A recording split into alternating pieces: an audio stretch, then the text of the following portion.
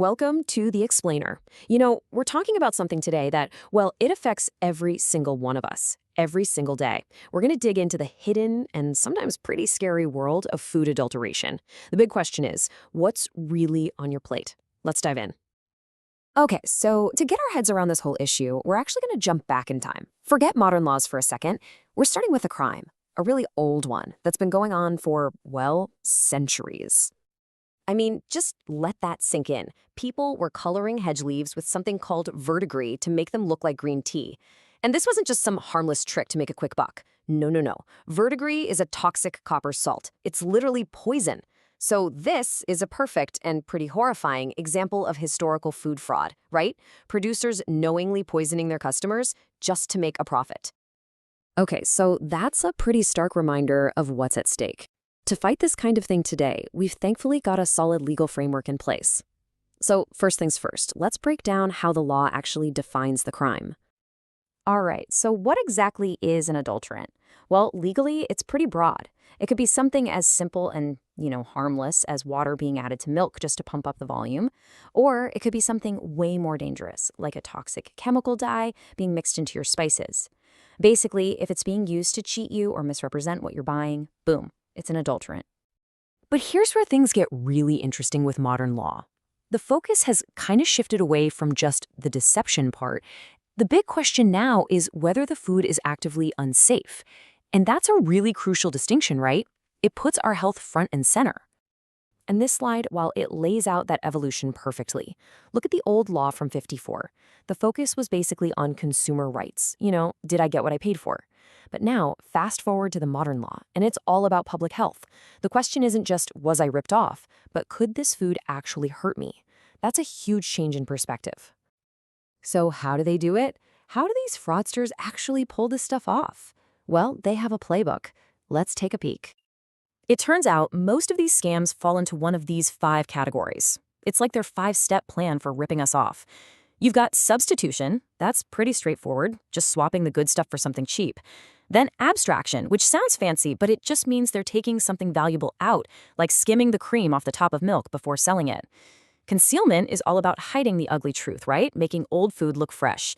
And then, well, the last 2 are pretty blatant. Using stuff that's flat out illegal or making food in places that are just gross and unhygienic. And here are some real-world scams that put that playbook into action. That expensive olive oil you bought, it might be swapped with a cheap, low-grade oil. Remember those toxic copper salts? Yep, they're used to make old pickles look bright green and fresh.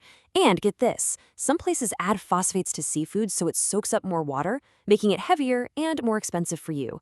It's all about deceiving us on quality, freshness, and even the basic weight of what we buy.